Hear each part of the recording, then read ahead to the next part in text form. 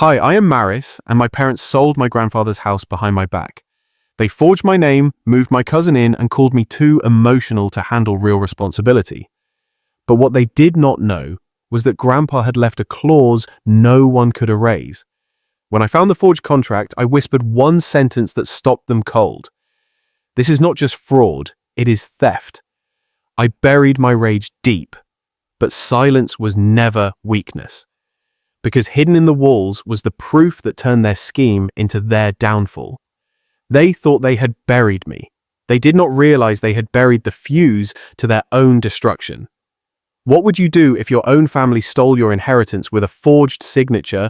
Would you walk away, or would you light the fuse?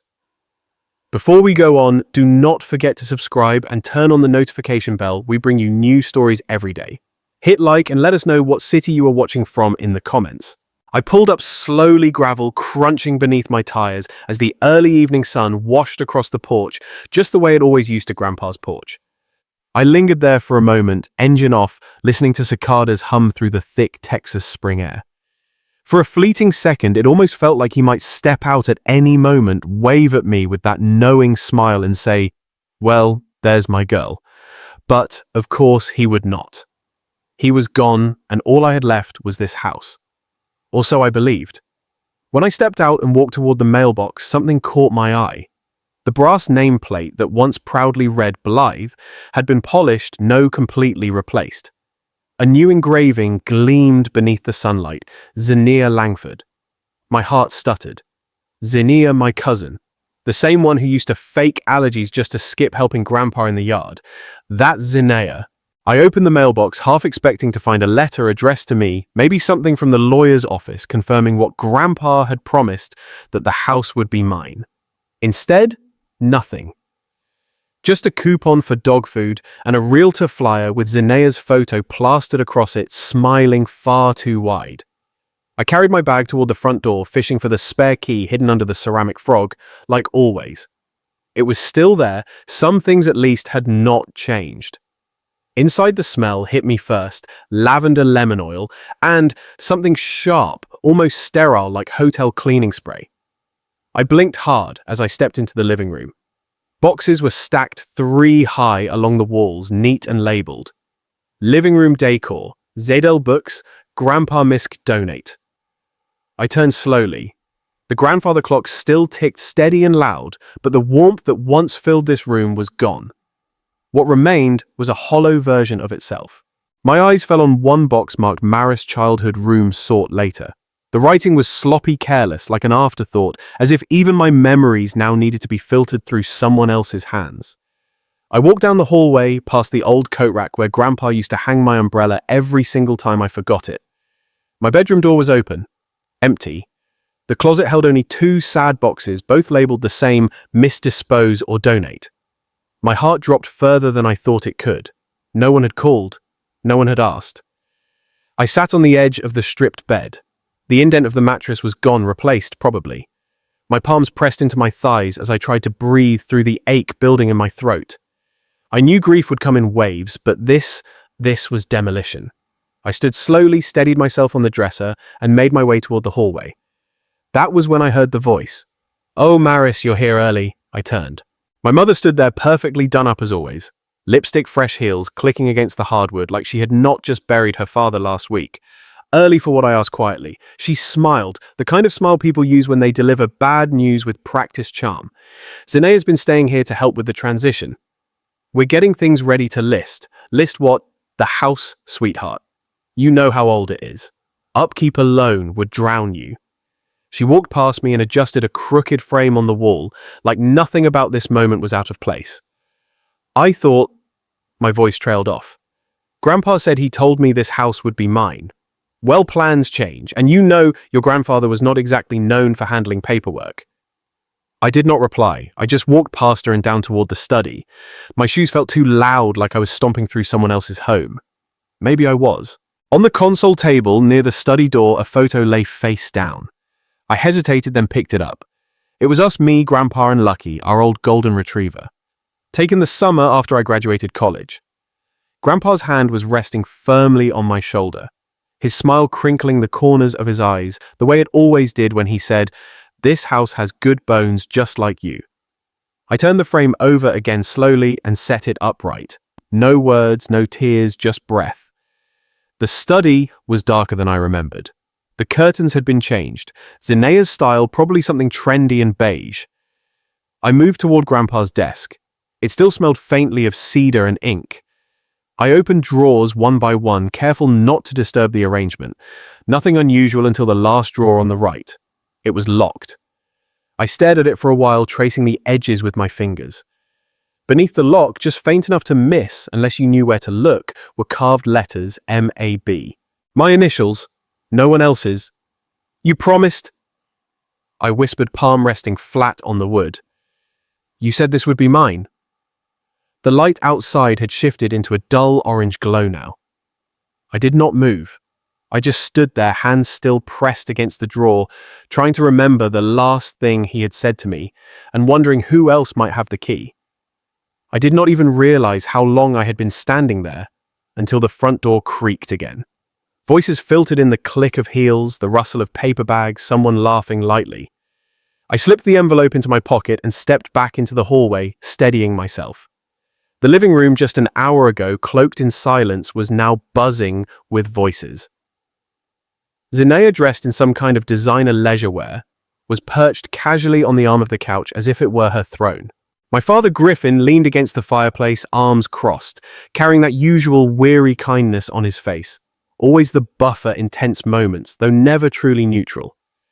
And Vera, my mother, floated through the room like the hostess of a cocktail party. "We were wondering where you went," she said, smiling far too wide. "I told them you were probably just reminiscing." I did not answer.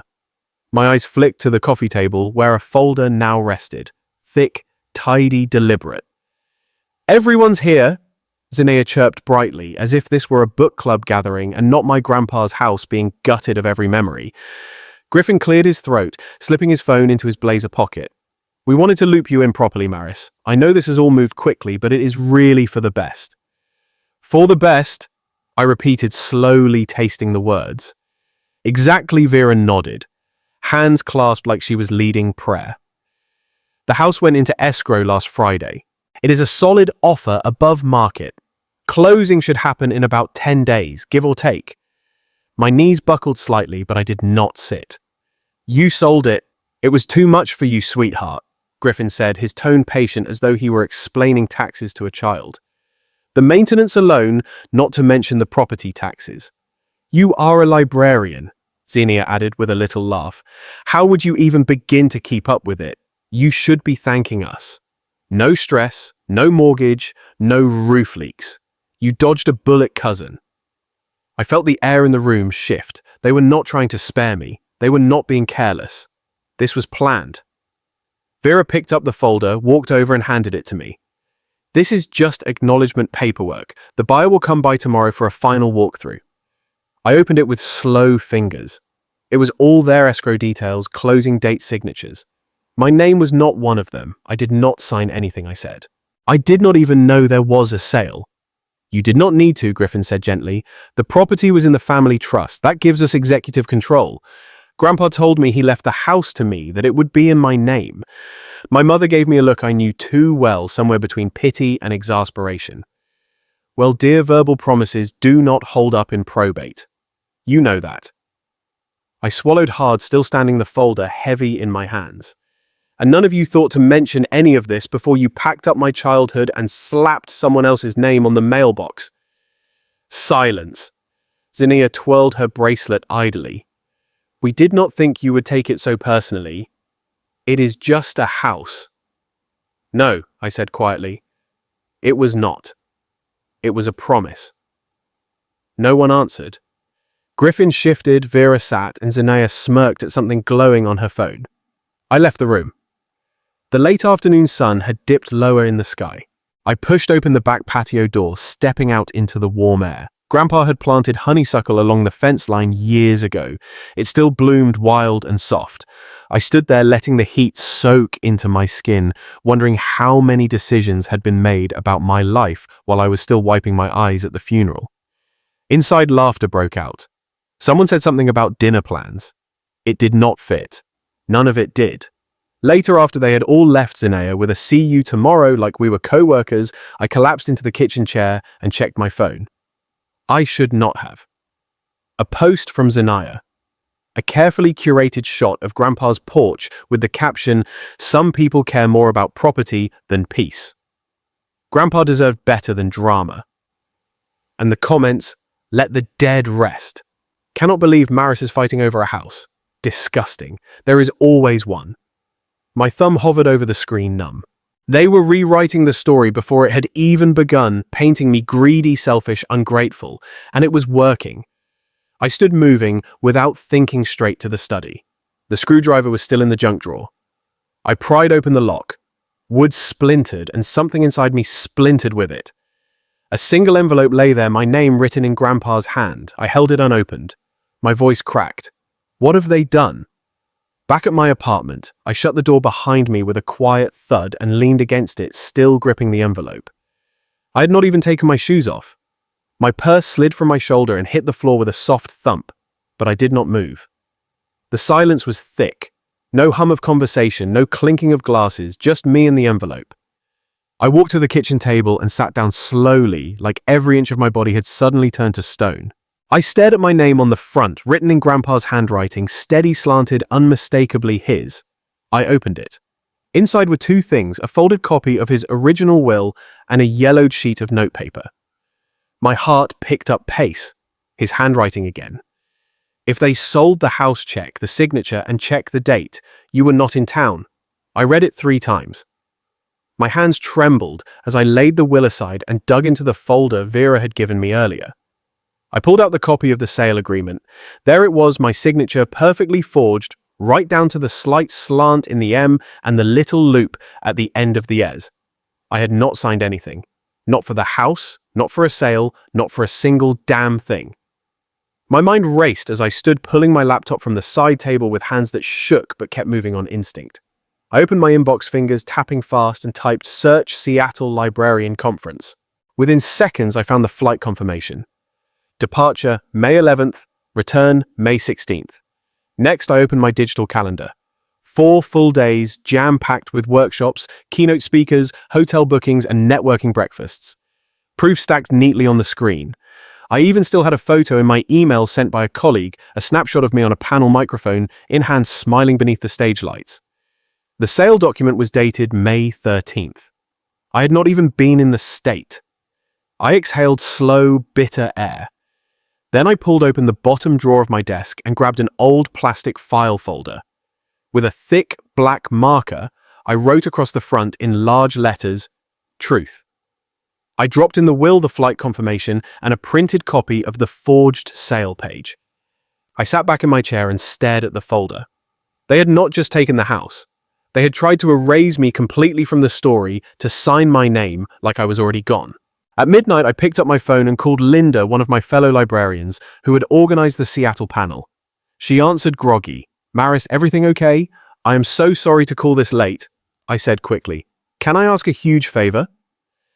There was a pause then, of course. "Could you send me a letter?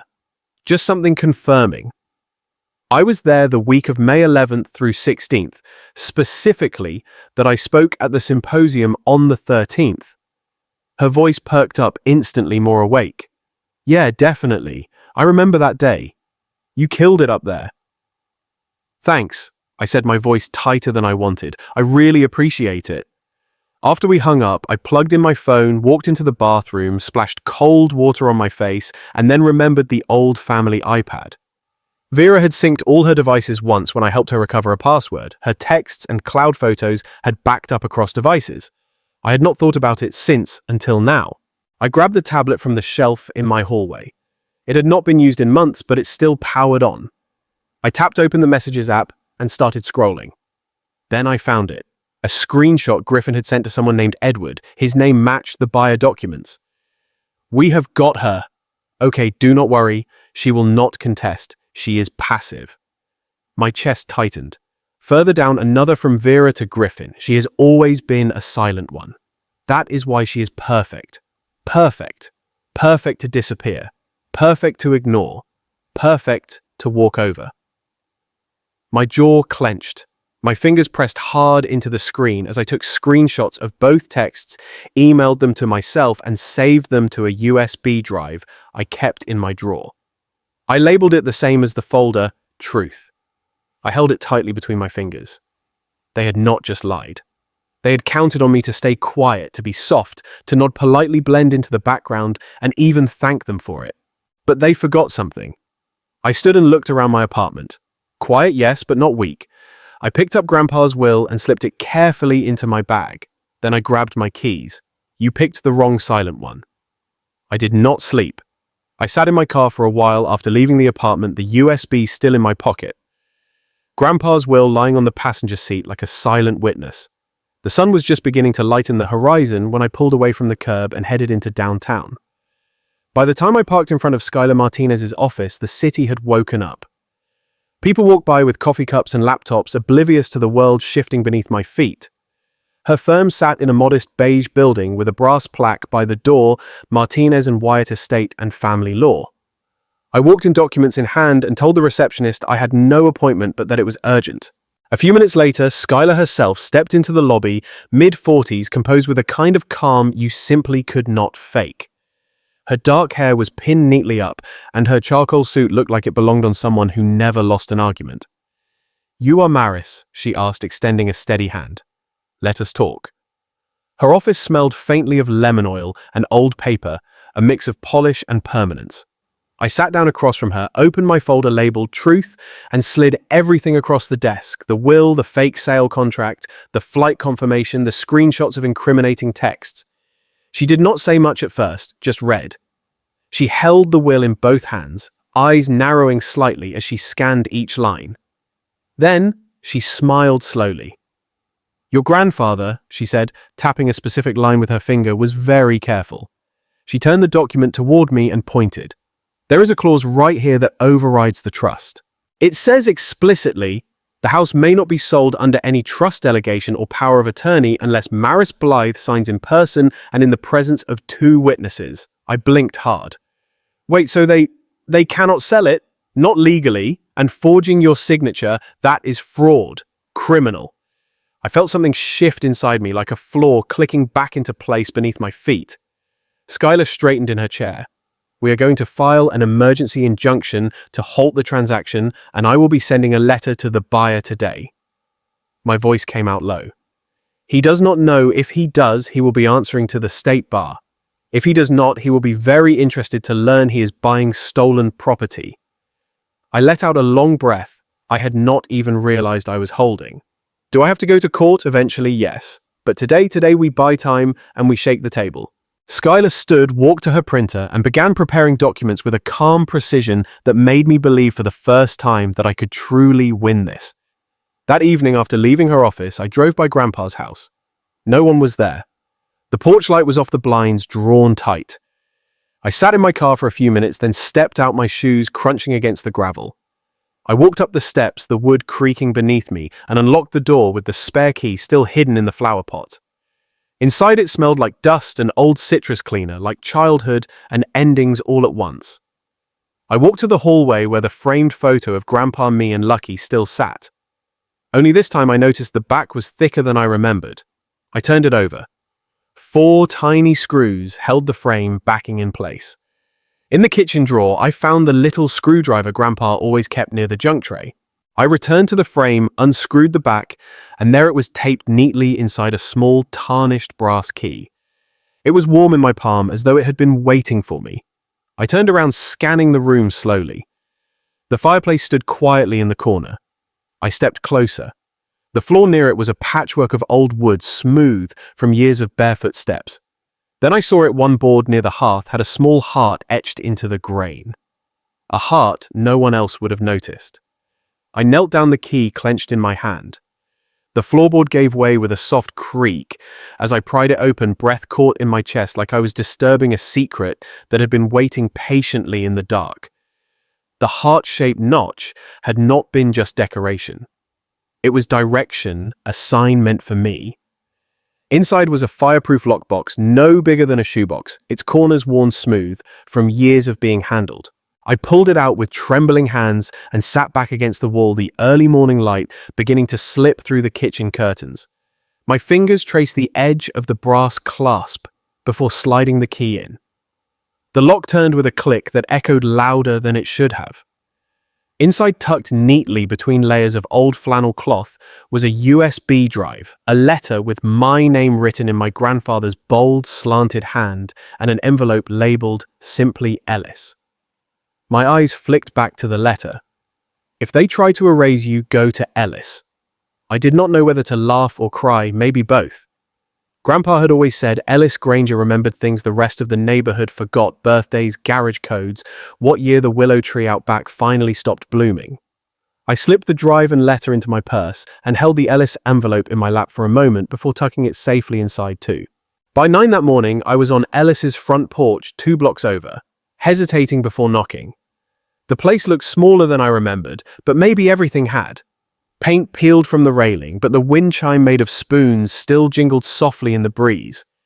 I used to think it sounded like old laughter. Have you ever uncovered something from your family that changed everything you thought you knew? Share your story in the comments. Drop a number 1 if you have ever felt silenced, but then found your proof. The door opened before I even knocked. Maris Blythe Ellis said with a crack in his voice. I wondered when you would come. He looked thinner. His shoulders bent inward, but his eyes were still sharp. He gestured me inside with a warmth I had not felt in days. I have got something for you, he said, shuffling toward the kitchen table. Your grandfather gave it to me last fall, said not to hand it over unless you asked. He placed a flash drive next to a cassette tape already set on the table, and beside it an old photo I had not seen in years. It was the 3 of us, me, Grandpa, and Lucky, under the old willow tree in the backyard. I must have been around 7, missing a front tooth and beaming like I had just won a trophy. On the back, in Grandpa's handwriting, it read, "She remembers what matters." I sat down slowly, overcome. Why did he give you all this? Ellis rested his palm over the cassette. Because he did not trust them. And he said you were the only one who would fight for what the house meant, not just what it is worth. He opened a small cassette to digital converter and hit play. Grandpa's voice filled the room. They will tear it apart, Ellis, piece by piece. If I do not lock it down. Ellis's voice responded slightly muffled. You have written the will. It is not about paperwork. It is about intention. Maris understands that. She always did. I stared down at my hands. She will not fight for herself. Grandpa's voice went on. But she will fight for the meaning. That is why she is the keeper of the flame. A knot rose in my throat. I pressed my fingers against my lips to keep from sobbing outright. My silence all these years, every time I had let things slide, walked away. Instead of standing up, had not been weakness to him. He had seen me. Not loud, but steady. Not flashy, but anchored. Why did he not tell me all this? I whispered. Ellis just smiled gently. He did. You just needed to hear it now. I stayed a little while longer. He made tea. We talked about Grandpa's laugh, his ridiculous pancakes, the summer we almost burned down the garage, trying to build a treehouse. For the first time in days, my chest felt less like a cage and more like a lantern, with something still burning inside. On my way out, Ellis pressed the Polaroid into my hand. Take it, he said. Your fight is not over, but now you have got a little more fire. Back home that evening, I spread everything out on my kitchen table, the will, the flight documents, the forged sale agreement, the texts, and now the recording. I pulled out the affidavit Skylar had given me. For a long while, I just sat there, pen in hand, staring at the paper. I thought about the photo, the tree, the way Grandpa's voice said my name like it carried weight. And I signed, not because I wanted revenge, not even solely because I wanted the house, but because something sacred had been placed in my hands. If I let them bury it beneath paperwork and power plays, it would not just be the home that was lost. It would be everything it stood for. This was never only about keeping the house. It was about honoring what made it a true home. After signing the affidavit, I barely slept. The night hummed with a kind of electric quiet, like a storm coiling just outside the window. By dawn, I was dressed, caffeinated, and ready, if not to win, then at least to show them I was not stepping aside. Skylar had arranged the meeting for 9:30 at Sterling Properties. I arrived 10 minutes early, but she was already there standing just inside the glass doors in her usual calm authority. I had never appreciated stillness in a person until I met Skylar. She had a way of folding intensity into grace. "Let us begin," she said, holding the door. Inside, the air was scented with artificial lavender and varnish, trying and failing to cover the rot underneath. A junior agent blinked at me. "Do you have an appointment?" "She does now," Skylar replied, slipping a thick envelope from her bag. "Cease and desist. Please get Mr. Edward Jackson and your managing broker." The receptionist hesitated, but one look at Skylar's expression had her scurrying off like the floor might cave in. A few minutes later, Edward Jackson appeared. Late 40s, expensive haircut. Confidence cracked just slightly when he saw the legal packet in Skylar's hand. "Skylar Martinez," he said. "You are representing Maris Blythe," she said evenly, "the rightful heir to the property. Your firm attempted to purchase with fraudulent authorization." He raised an eyebrow. Her mother was acting as the family's point of contact. "We were told, you were told lies," Skylar interrupted with sharp calm. This she tapped. "The affidavit is a sworn statement with evidence confirming my client was not even in the state at the time of the alleged signature. And this," she held up a printed copy of the sale agreement, "contains a forged signature." Edward looked at me then. His tone shifted slightly, a mix of patronizing and guilty. "Your mother said you were emotional. I should have known better than to take her word as gospel. I said nothing. Sometimes silence lets the shame echo louder." He rubbed the back of his neck. "I am withdrawing my offer immediately, and I will be speaking with legal regarding damages to my firm's reputation." Skylar nodded. "I suggest you do, and you may also want to notify your title company that they nearly became part of a felony." Now, by the time we stepped back outside, word had already traveled. Zinnia's name was on the outgoing text on the front desk agent's phone. I recognized the screen. Funny how fast gossip moves when people smell liability. Skylar offered me a small, satisfied smile. That was the easy part. I returned to Grandpa's house that afternoon. The driveway was full again. Vera's car parked diagonally, like she owned not only the house but even the sidewalk. Zinnia's Range Rover sat with its back hatch wide open. Cardboard boxes were stacked in the living room once more. Inside, I found them cataloguing, as Vera called it. She wore pearlescent white gloves and held one of Grandpa's wooden pipe cases like she was reviewing antiques for an auction. "We are just documenting what needs to be relocated," she said smoothly, as if this moment were anything less than the unfolding revenge of story my family had written themselves into. "You mean stolen?" I snapped. Zinnia gave a small breathy laugh. "That is rich coming from you. Suddenly you care about these dusty old things." I stepped closer. "They are not things. They are stories, and you are not touching another one." Maris Vera sighed, lowering the pipe box. "You have made your point, but your grandfather belonged to all of us, and you are making this divisive." I narrowed my eyes. "No, Mom. You did that when you signed my name on a legal document and called it convenient." Her jaw tensed, but I was already turning. That was when I saw at one of Grandpa's paintings, leaning against the wall, near the door, a landscape of the Colorado mountains we had once hiked together when I was 15. But something was wrong. The colors were off, too vibrant, too fresh. I knelt beside it. Zinnia scoffed. "Please do not start playing curator." I ran my finger along the edge of the canvas. It did not feel right. Not stretched linen, this was a synthetic blend. I called Skylar. "I need a favor. Bring someone who knows art." Within the hour, she arrived with a local appraiser, Ms. Levin, a retired museum registrar. She examined the piece without comment for several minutes before finally speaking. "This is a reproduction," she said. "A good one, but not the original." Vera's tone was sharp. "That is impossible. That painting has been in the family for years." Skylar raised an eyebrow. "And yet here we are." I felt something knot inside me. This was not about the house anymore. It never had been. They were not just selling the property, they were laundering what was inside it. Replacing originals, gutting memories, converting Grandpa's life into liquid assets, and then calling it closure. I moved through the hall and stopped beneath the attic hatch. I had not been up there since high school, but something told me if they had hidden one thing, they had hidden more. I reached up, pulled the rope ladder down, heart-pounding dust swirling in the air. The ladder creaked as I climbed the air, growing mustier with every rung. Light from the hallway barely reached into the attic, but I did not need much to see the shape pressed behind the chimney wall. Something metallic, square, and waiting. I crawled carefully over the beams until I reached it, a small brushed steel safe tucked behind a loose wooden panel. No keyhole, just a keypad. I stared at it for a long moment, dust clinging to my palms. Birthdays. I tried Grandpa's invalid. Mine also wrong. Then it came to me one afternoon years ago, helping him set up an email account. "Let us keep it simple," he had said, chuckling.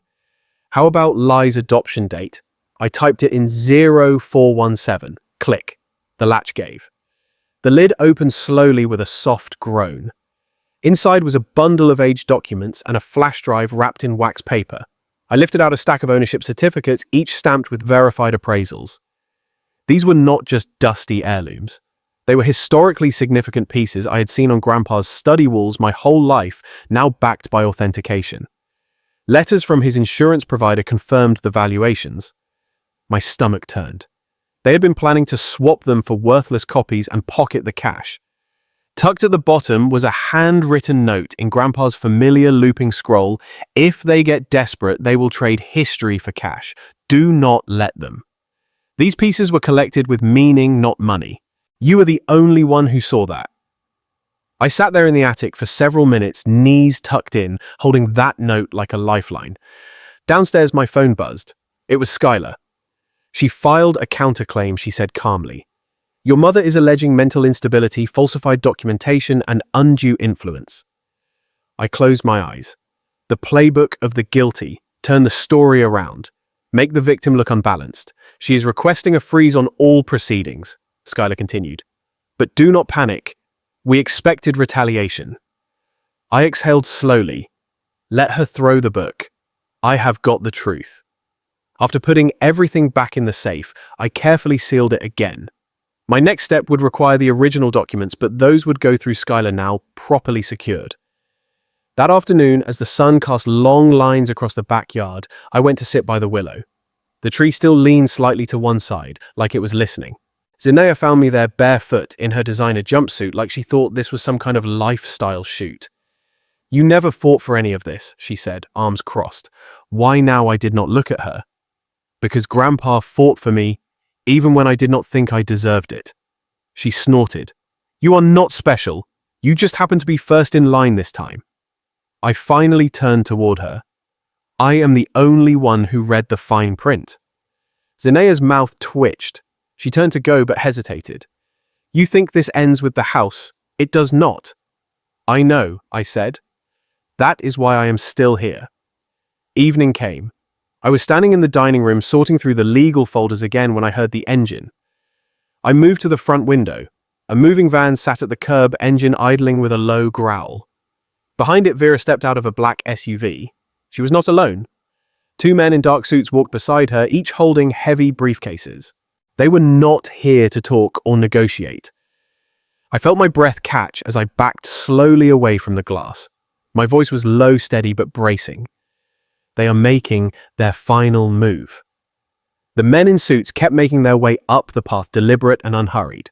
For a brief moment, I thought about running upstairs, slamming the bedroom door and locking myself away like I used to when I was 12 and did not yet know how to fight back.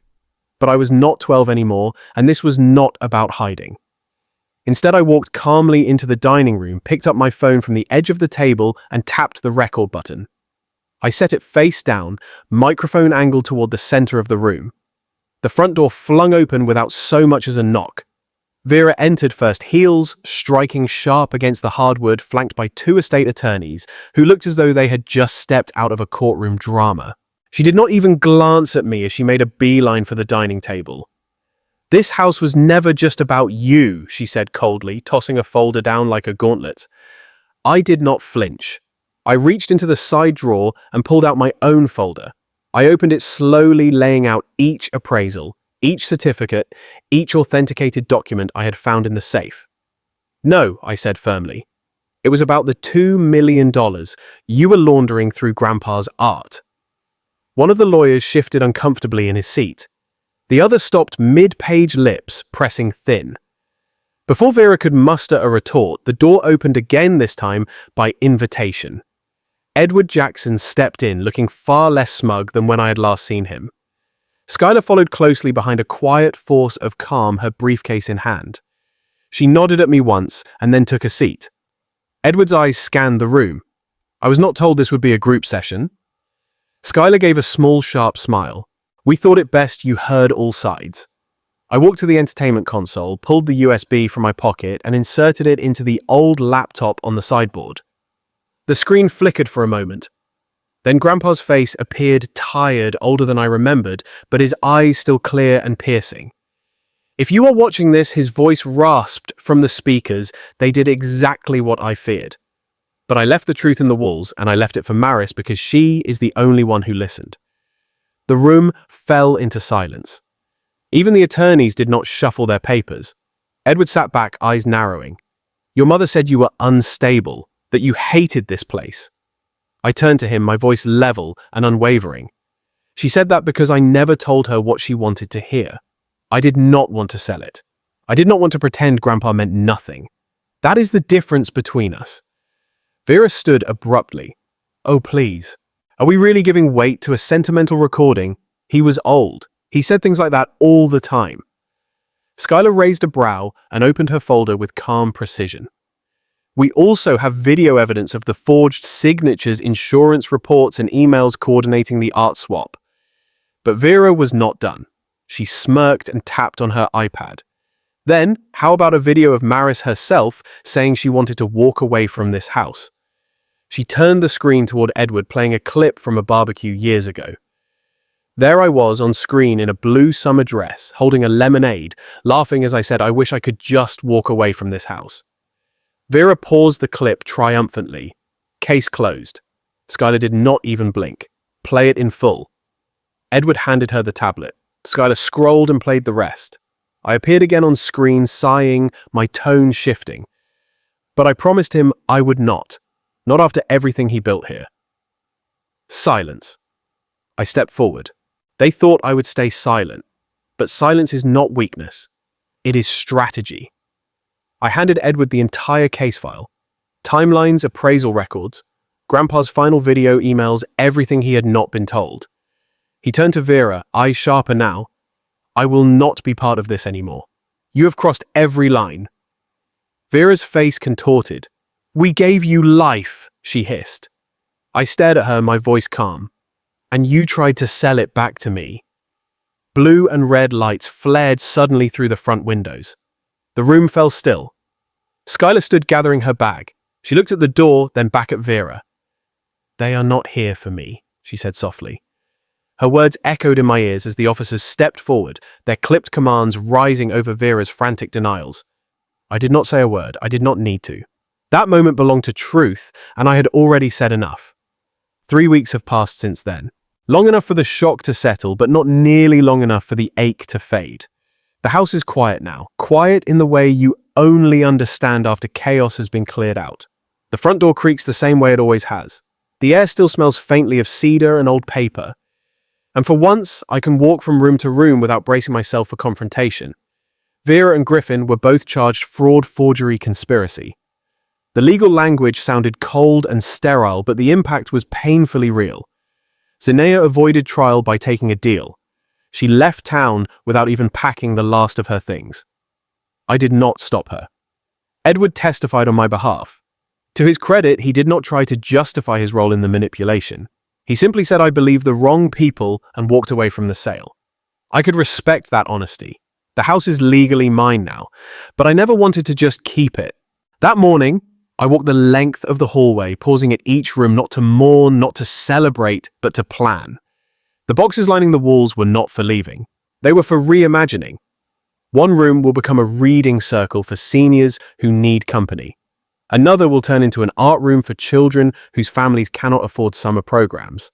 And in the backyard, I will restore Grandpa's shed into a workshop for community classes. Not a museum, not a shrine, but a space to keep the flame alive, just like he always hoped. Ellis came by again today. He shuffled a little slower than last time, but his eyes lit up when he saw the photo in the hallway, the one I had hung beneath the stained glass window. It was the Polaroid Grandpa, me and Lucky under the old willow, all of us beaming like fools. Ellis placed a small plaque below the frame. She remembers what matters. I did not trust my voice to thank him. I just nodded and he squeezed my hand like he already knew. Later that afternoon, I returned to Grandpa's study, the one room I had not touched yet. It was still mostly as he had left it, books stacked in odd towers, a pipe resting on the windowsill. The smell of ink and pine clung stubbornly to the air. I opened the last drawer I had not checked. Tucked inside, wrapped in a faded cloth napkin, was a leather-bound notebook. The final entry was dated just 3 days before he passed. Redemption is heavier than revenge and more lasting. You remembered Maris. You kept the house alive. I closed the book and held it to my chest. Outside, golden light filtered through the branches. The house groaned quietly in its bones, the same sounds I had grown up hearing when the nights grew cold or when the rain came hard. I sank into the old sofa by the window, the one he used to nap on with Lucky curled at his feet. My body finally let go of the tension I had carried for months, maybe even years. They tried to erase me from the story, but the house remembered. And as I sit here now, I realize something. This fight was never only about walls or deeds or signatures. It was about worth, the kind you cannot measure in dollars or contracts. It was about memory, meaning, and a promise kept. If I let them silence me, it would have meant erasing not just my voice, but also his. Instead, I chose to stand. This was not just survival. It was a revenge true story, one written not with rage, but with truth and endurance.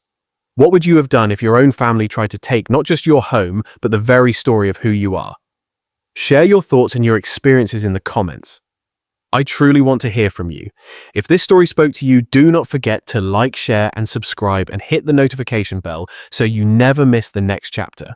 And when the video ends, click on the story I have linked on your screen. It is one I hold very close to my heart.